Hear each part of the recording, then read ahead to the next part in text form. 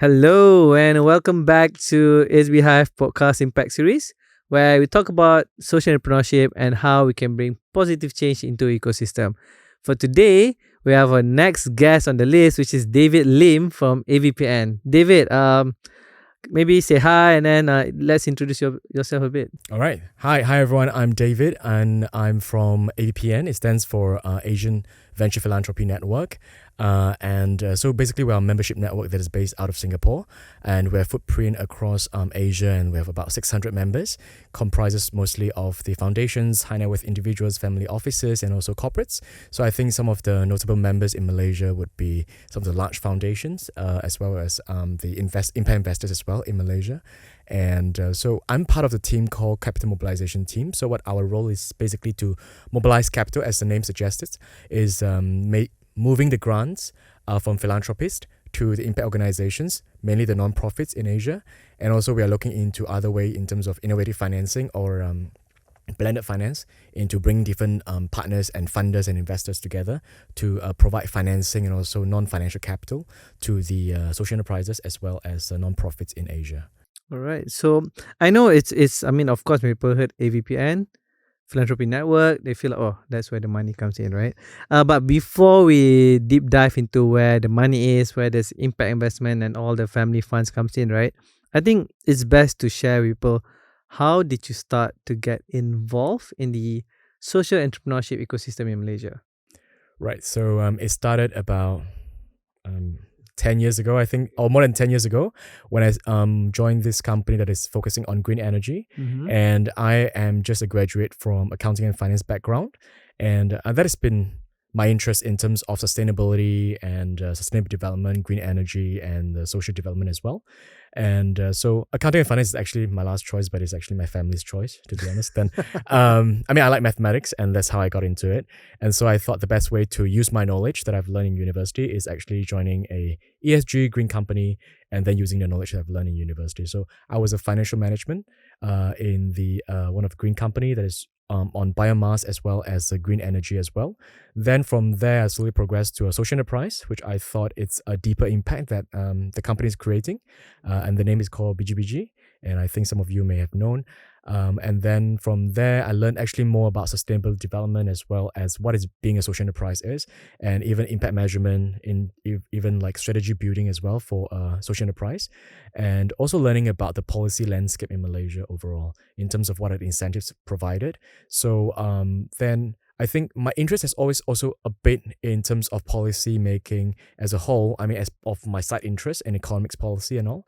And so that actually makes me a bit of a leap from social enterprise in the demand side of the equation into the, I would say, the middle equation, which is the policy making, which is with Magic.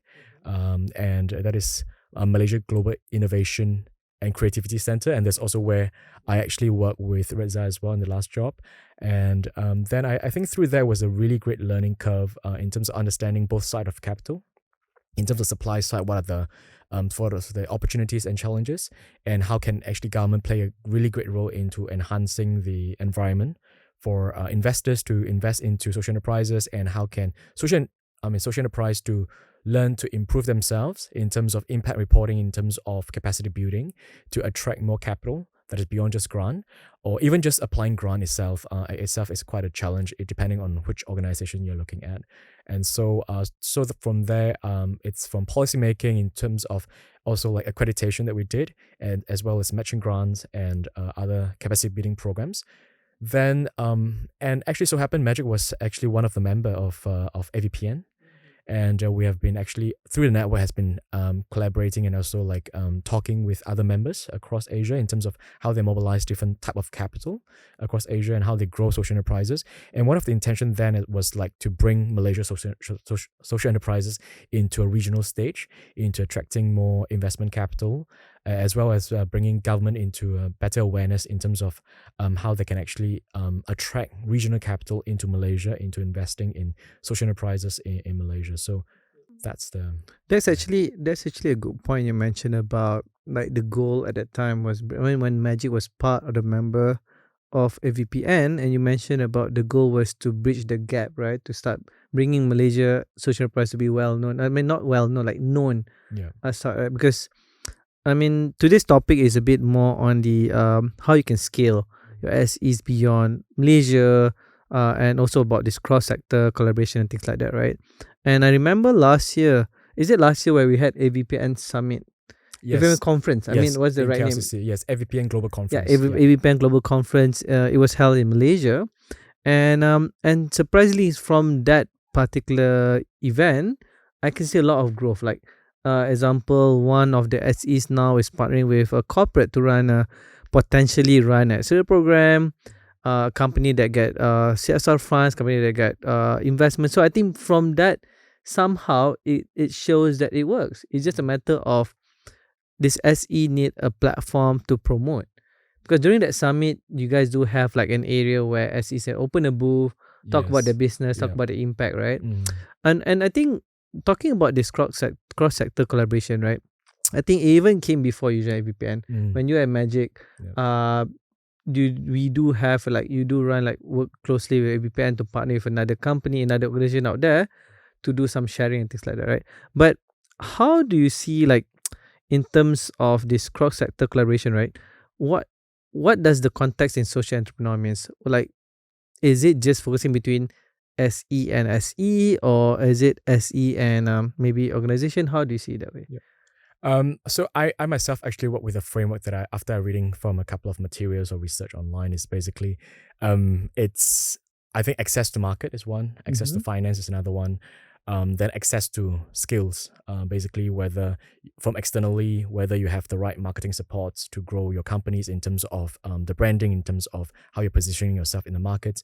And the last one is also access to the human resources in your company to have the right leaders to balance your leadership as well. I think it's quite common even in startups as well. A lot of founders burn out. A lot of founders sort of, I would say, what do you call it? The founders issues where every decision making is just surrounded with one person, and it actually gets very, very tiring and also exhausting for that one singular person. But I think which is then I think that's where Magic really comes in to really support the entrepreneurs, like through like one of the programs is called Push, is really supporting the entrepreneurs that are delivering impact to B40 groups in terms of how they can actually build a team around it and build their leadership and to sustain the impact. I think so there are three key actions point out of all the accesses that I was mentioning is like to seed social enterprises in Malaysia. That was the mandate then. And then to sustain them, basically that they have probably founded for about 1 year and more, and then they're seeking for funding, they're seeking to scale up as well. So at last, seed, sustain, and scale. Scale is basically to look for regional capital or even looking into equity or debt investment beyond just grant funding for the social enterprises to grow. So these are the sort of framework that I kind of work around when I was in Magic. Even actually, it still applies now in AVPN, although I think something that I would have to admit and confess is that, I mean, through AVPN as well, with the regional restrictions, a lot of our funders are not really directly funding social enterprises because of the tax regulations that they have. So actually, you'd be surprised, actually, I think in Malaysia, a lot of funders, like foundations, they are actually more proactive in supporting social enterprises as compared to overseas. I mean, in terms of proportion of foundations that are supporting social enterprises, because of the profit elements, which a lot of people in the philanthropic circle still sees it as sinful or perhaps doubtful whether it's justifiable to provide a grant to support them. But so that's where actually I think blended finance has taken shape quite a lot in the past few years in terms of global trend as well, into supporting MSMEs that have impact. And this is actually slowly taking shape in Malaysia. I think largely the MSME financing that are towards impact are mostly focusing on green, but social is definitely something that I think Bank Negara has done very small scale before in terms of ITECAT, but I think it deserves a better attention as well. And this is what AVPN has been in conversation with a lot of our funders as well in the region. Yeah, I mean to recap on your mention, yeah, of course, being a startup, I mean they said being a startup founder is lonely, right? Yeah. So they do need network, and I think access to skills, right? Like in a way, because not all founders have time to teach their team members. So I think that resonate well. And I like the word you said, seed, sustain and scale. Yeah. But talking about now, because you were involved in the Malaysian ecosystem of funding previously. There's a grant, because at Magic, of course, there's Push. There's a lot of program in Magic, Push, Sim Grant, and others, right?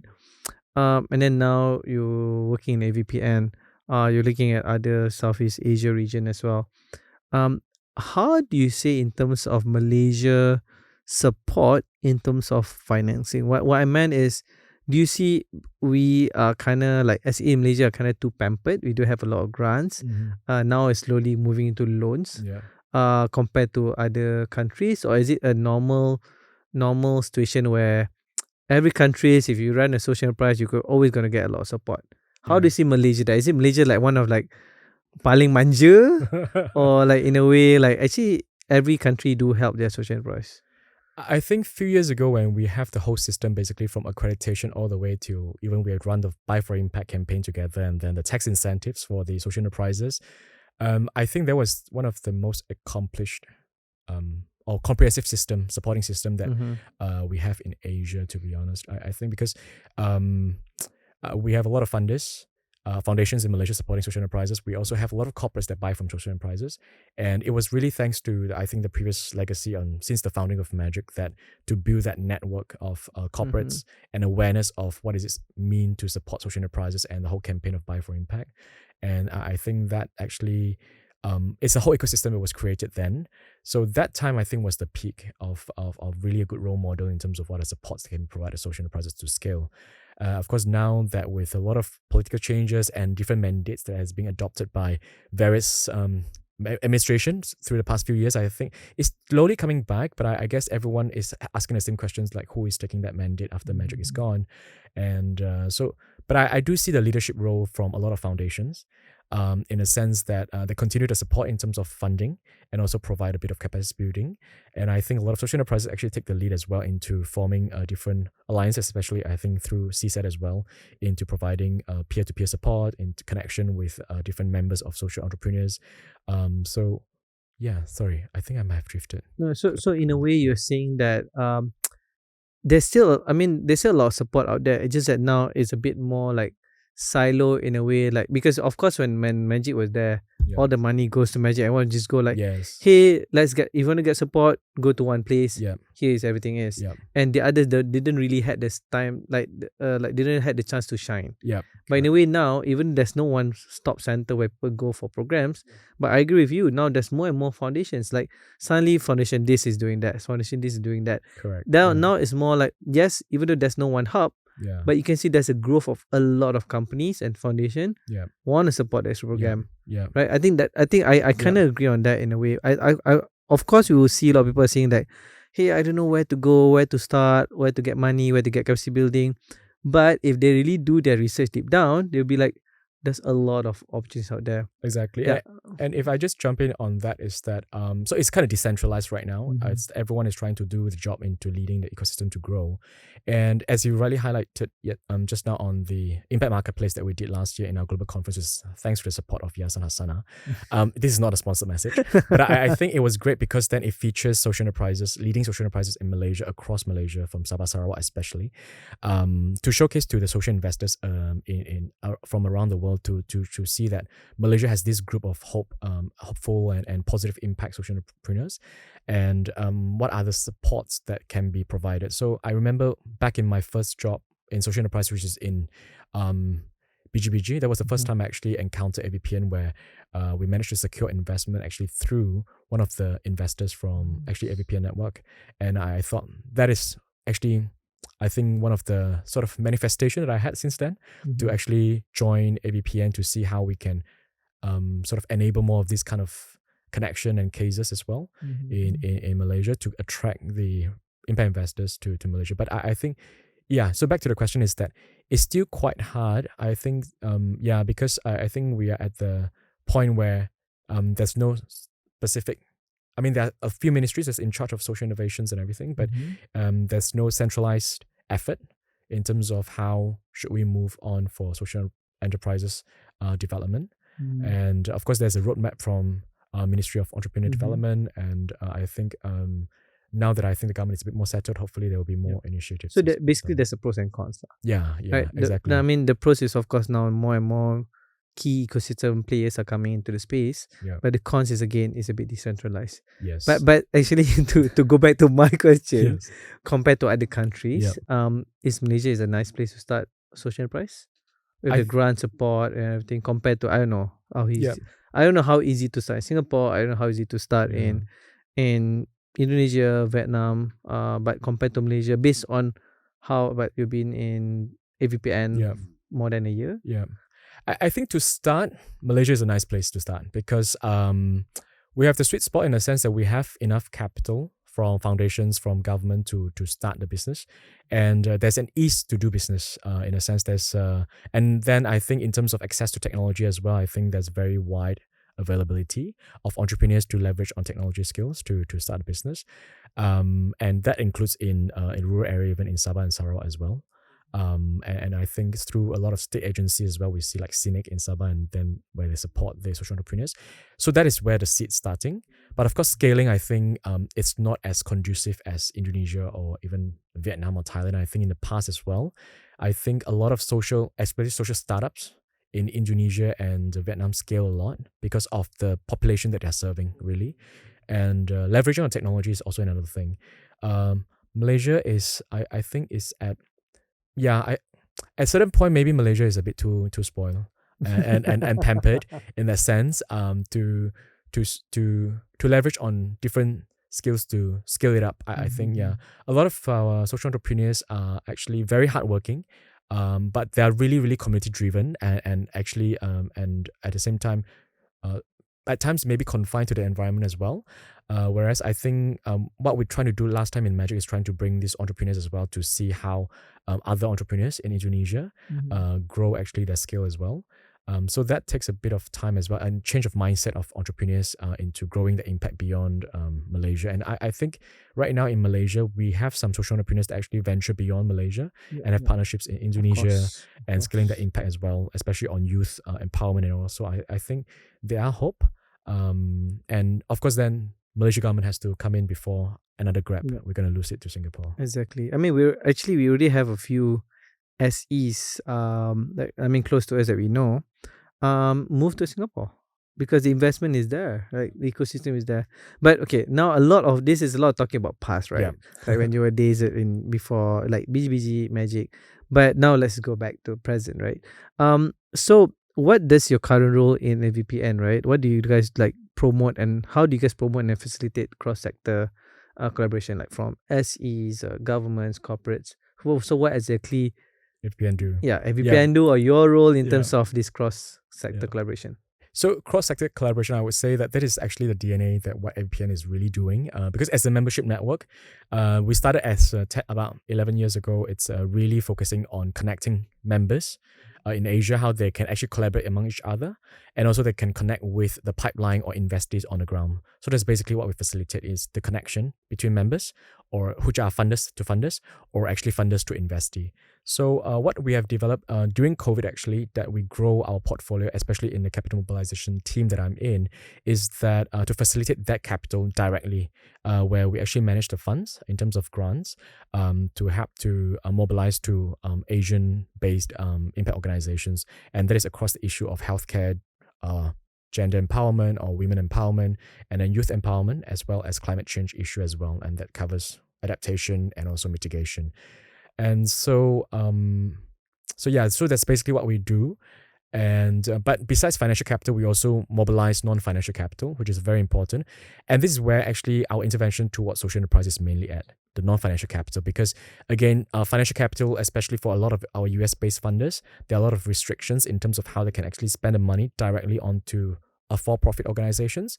But this is also where a lot of Malaysian entrepreneurs are innovative, where they have dual registration organizations, non-profit and for-profit, where they can still receive the funding for non-profit. And it's actually quite a wide-known and global sort of situations that we know. So non-financial capital, what we mobilize is basically we have one is called Deal Share platform, where we really use it as a platform to feature the past grantees of some of our members. So what we do is, as a network, we use the endorsement from our members to endorse this sort of non-profits and social enterprises to be listed on the platform so that they can be further connected with other members. So that we thought, it's a bit of like accreditation, but it's much reduced work where we use the endorsement from our members, which is actually on their reputation that they kind of vouchsafe or that they have worked with the other enterprises before, and then they're being listed on our platform. And so then they can connect directly through the platform. So that's one. Another one. Okay, before you go sorry. second one. Yeah. So it's a platform to share about their business, and is it them who apply to AVPN to promote, or basically the members of AVPN have to promote the SEs? So example SE XYZ, right? Yeah. They are grant for in one of these VC that is member of AVPN. Is it the SE itself to go to AVPN and say like, hey, can you feature me? Or is the VC who is a member who going to go to AVPN and hey, can you feature one of my portfolio or one of my grantees? How does it work? So we normally we open for both ways as well, whether it's coming from a funders that recommends directly or we come from the impact organizations. But normally when we receive the applications, we will just ask the impact organizations in terms of is it legit or not? Basically who has supported them. Go back to our list of members and see like who are the members that you have worked with before that could endorse you. And then basically then we list them on our impact marketplace. Yeah. In so the that's platform. number one. Number two? Number two is basically they're recommended directly by the members. Okay. And then we would just go through the same process in terms of inviting them to fill up the details in terms of what is their ask, in terms of financial ask or non-financial ask, and what is their impact, and to list down their projects into our platform. And then basically the next step is basically our funders members would actually generally we will actually promote to them in terms of who are the impact organizations being listed, or actually they can just go directly once they sign up as the members, then they can see the whole profile of the impact organizations, then they can get connected right away from the platform. So it is a bit of similar of how we did last time in the social impact exchange in terms of connection between funders and also the impact organizations. Yeah. So basically the non-financial support is in terms of promotion, awareness, creating awareness on the platform. Is there anything else beyond that? No. We also actually provide programs in partnership with our members as well. Like what we did last year and this year is actually with Moody's, where we did capacity building of women-led social enterprises across Asia, and specifically in I think in Malaysia we cover Malaysia, and we also cover Vietnam as well as Indonesia. And so this is really sort of a bit like a boot camp that we have done before in Magic as well, is to give the in terms of how do you actually chart out your impact measurements, and how do you actually report it as well to your funders, to your investors, and then also looking into your marketing strategy, how do you scale up your businesses. So at the end goal is really to eventually get them the right skills to actually scale up their businesses, and also like reporting the impact as well, accountable for the investors and also for the funders. Yeah. I mean that's quite interesting, because I think previously when maybe I mentioned during the other episodes that I run my own social enterprise as well. Of course, when you are not looking for investment, right, funding, you won't see how does AVPN helps, right? But I think now if the idea of like maybe potential of besides going to AVPN for funding, you can also getting able to help you in terms of creating awareness and things like that, right? Of course, through a member of AVPN. Correct me if I'm wrong. So basically, to be a member of AVPN is only for funders. Yes. Or we put it as resource provider. Resource provider. Yeah. So the reason is because then we want to create a safe space for different funders, and that includes investors as well, to learn from each other. And corporates as well, right? Yeah, exactly. What are the best practices in terms of mobilizing capital into investing in social enterprises? Because I think if you compare about 10 years ago as well, especially in Asia, it's still a very niche and small, a growing topic. And so that's why I think the network is very important to sort of give that safe space for discussion as well as learning as well. So we have an academy, we have research as well, and we also have a platform where we connect members to actually have more collaborations among each other to support social enterprises and non-profits as well. And we also discuss sometimes in terms of like what are the policy opportunities or policy challenges in different regions into actually advancing a certain sort of social or impact agenda, so that all these impact organizations can receive more support as well. So these are our sort of footprint. So technically, our members is beyond just investors or foundations like funders. So there are actually government as well. There's academia as well.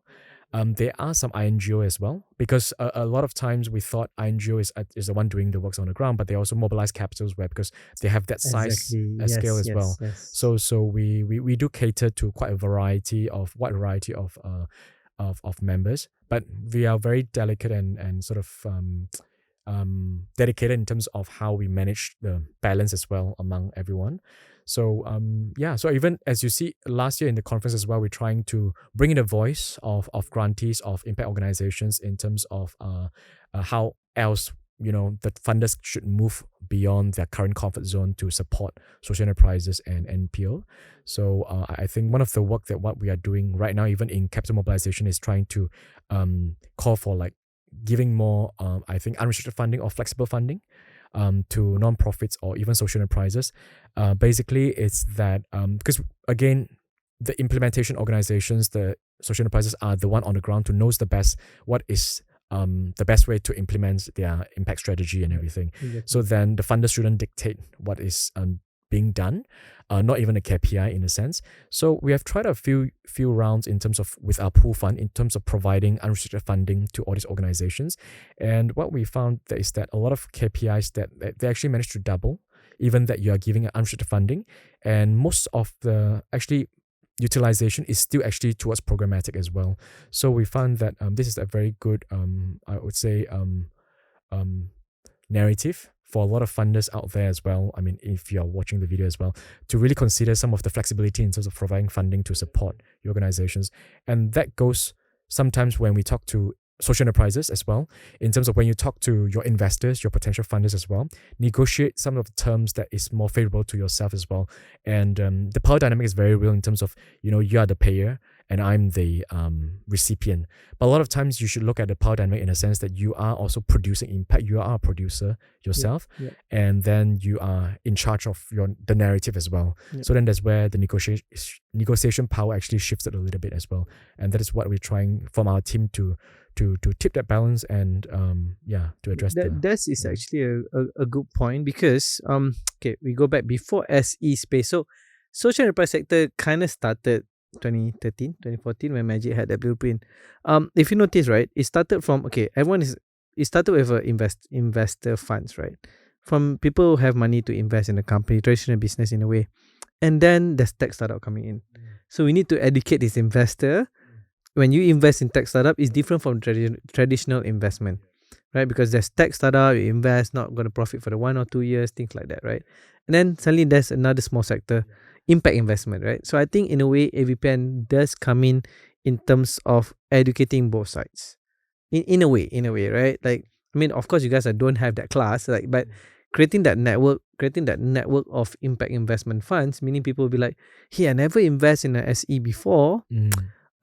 Any tips, right? Because if you don't have that, people are always going to be like, I don't want to invest in Malaysia social enterprise ecosystem because I don't know it exists. I don't know who got invested. I know things like that. But now, either being in that network, either they can find someone who already have that invested in Malaysia SE, or at least they know someone invested in other countries SE. They'll be like, okay, this is how I can structure my investment. Is it something there's something like that, right? Basically, and then from the SE point of view, even right now, I got a lot of people asking like, hey, I want to raise investment for my SE, but I don't know how. What is this convertible loan? What is this equity investment, right? So I think at least going through, they can't be a member, but at least when they go to a conference, AVPN conference or things like that, they'll be like, oh, okay, this is how it looks like. Right? Is it something and like actually, that, right? sorry, on that note, right, because I'm actually currently signing up to a course called Adventure Finance, and also talking about impact finance innovation. How do you structure different type of investment terms that is suited to your organization? So I think if anyone has time, actually, I encourage you to actually read on this book called Adventure Finance by Oni Patton Power. It's a book that talks about beyond grants, as you mentioned, convertible loans and everything. So which one actually suits my organizations, and in a sense that I can actually balance between my interest and also the investor interest as well. And I think in the West, especially now, a lot of funders are looking into this kind of innovative financing. And I think even in Malaysia as well, I take Yayasan Hasanah as an example. It's providing sort of not convertible. I think it's a sort of like zero interest loan zero as well. They created stages where if you just started, it's a full-on grant. Yes. If you're in the range of this stage of the business, yes, you get loan, but your loan is a bit smaller. Then Yeah, exactly. They're doing this So hybrid kind of that thing. kind of builds the discipline. So it itself, if you look at it, is actually builds the discipline of the entrepreneurs in terms of how they grow the business. And because eventually, I mean, our philosophy, even back in Magic, is always asking that, saying that our entrepreneurs shouldn't be just depending on grant, because then they become entrepreneurs. And then so that's where all this kind of zero interest loan or convertible loan, or actually recover grants kind of format actually builds a discipline slowly that the entrepreneurs can make the business more scalable, hopefully, and then eventually look into even conventional sort of investment method like just equity investment, or even go for crowdfunding as well. Yeah. All right. So go back to the cross sector collaboration, right?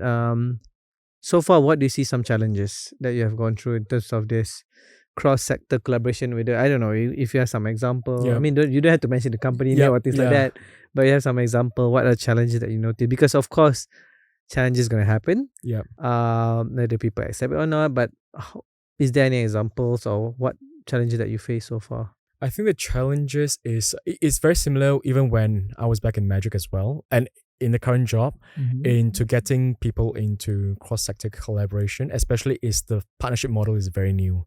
And again, I think even impact investment as well, although it started sort of seeded idea since Magic founding since 2013, but it's still very, very new in Malaysia. And last year when we did the AVPN conference in Malaysia as well, it's also the first time in our 10th year history that we do Impact Investing Day for philanthropists. And to be honest, a lot of foundations came to us and they are really, really appreciative, and also like in a sense that eye-opening for them. And these are the foundations from overseas as well, that to really understand what is impact investment and to build that confidence on social enterprises. So then it's really the awareness building. I think in terms of all these different stakeholders. And again, when we talk about philanthropists or even from public sector as well, they should be very impact driven, because again, your cost of capital is almost close to zero, because you're not really expecting a return of your capital. Exactly. But a lot of time, all these decision makers are quite risk adverse. And so that is where the main challenge of cross sector collaboration, in terms of doing something new, doing something, funding a body that is non-profits, and also coming with a structure to work with different partners as well. That is often and strike a balance eventually. It's very hard. So I would just draw an example like our pool fund as well that we started since COVID. It's I wouldn't say it's particularly challenging in the beginning, because I think everyone sees the importance of mobilizing fundings. And then I think really thanks to a bunch of funders that are really, really visionary to wanting to work with each other. And but of course, these are comprising mostly of Western funders, and then we slowly bring this concept to more Singapore-based or even Malaysian-based funders as well. And we see like Hasana has led actually during COVID one of the largest sort of GLC pool fund as well. And so I think the opportunity is there, but to maintain right now, I think the challenge for us is that after COVID is kind of behind us, how do we still get everyone on the table and move the philanthropy together, or move actually even impact investing together? That is where I think the challenge is that, yeah, guys, still stay on the table and let's see how we want to chart it out, collaboration to the next step as well. Understand, because it's kind of like, because remember, I mean, of course, that when COVID happened, right, everyone will be like, hey, let's jump in, help as many people and things like that, right? And then like maybe 1 or 2 years post COVID, people start slowing down. But then the pool of fund is there, right? Yeah, exactly. Like how do you want to make sure everyone can tap into and still helping? Yeah. Because people will be like, okay, I'm done enough help. Yeah.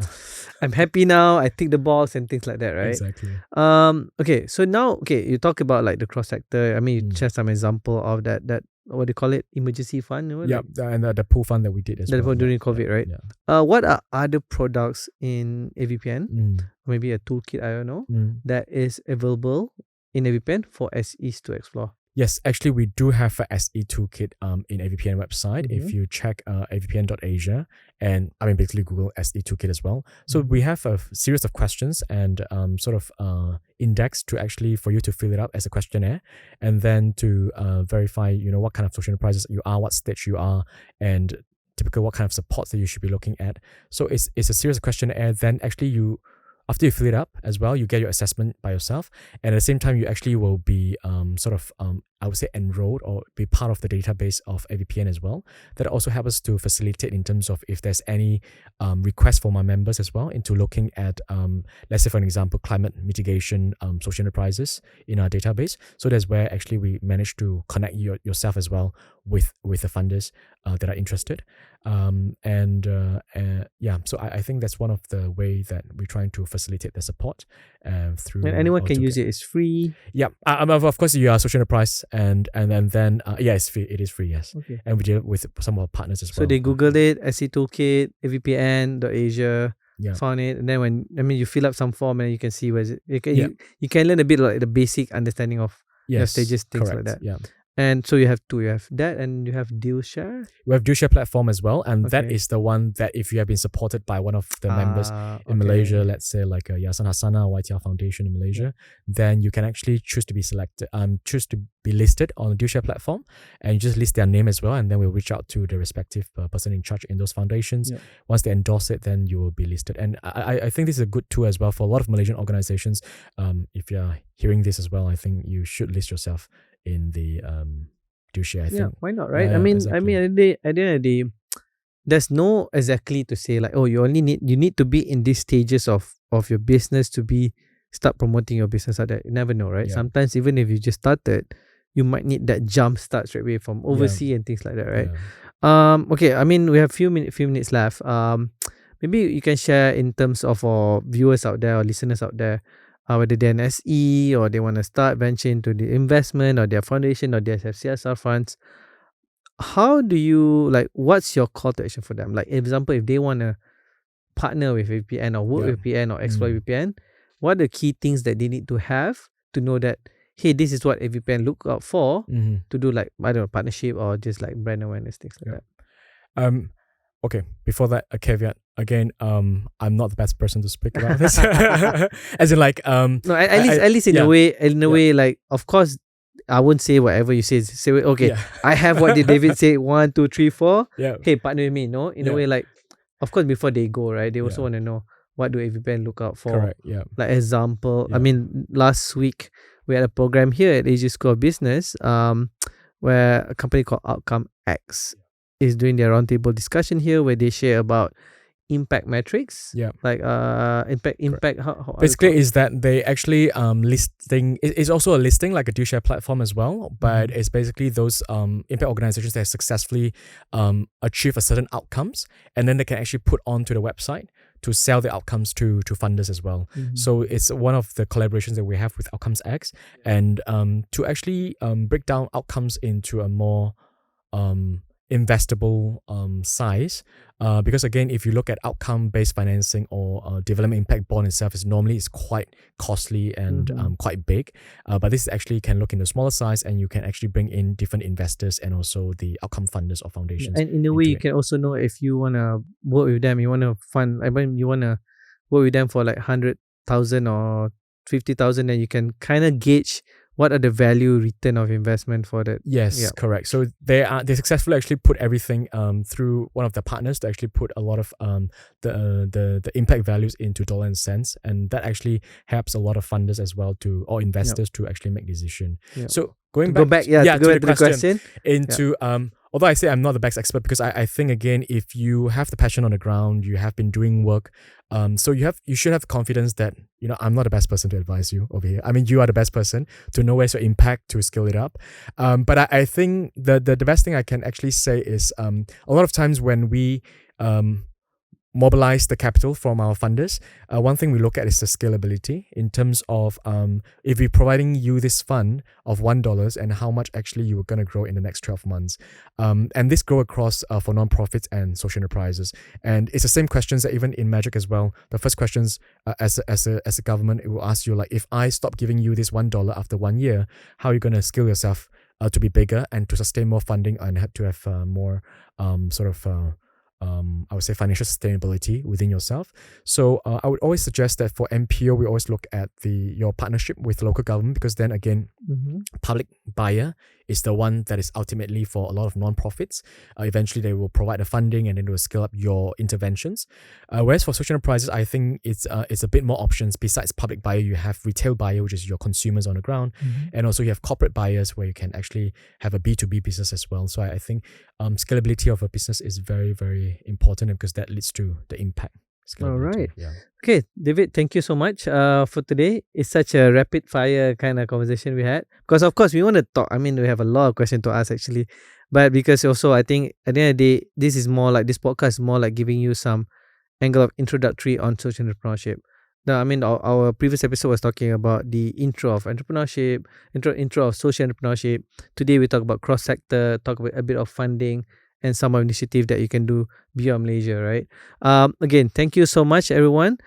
Stay tuned. Follow us on social media, on our website. We're going to have more upcoming guest speaker on social entrepreneurship. If you can see the trend.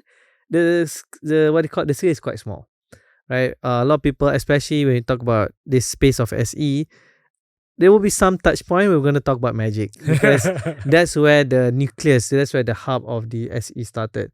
They might no longer be around, but it kind of helped to, like we talked just now about the pros and cons, right? At least now we can see a lot of more key, stakeholders are coming out with helping the ecosystem. David, any last words to our viewers?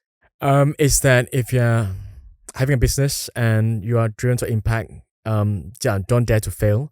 And if you're professionals, I think we are really short of professional skills. Accountants, lawyers, pro bono, low bono, if you can just contribute to this circle as well. I think this is what the lack of skills and where you can provide access of skills as an individuals to support the SE circle. Yeah.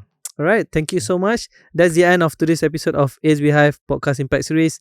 See you. Bye-bye. Okay, bye-bye.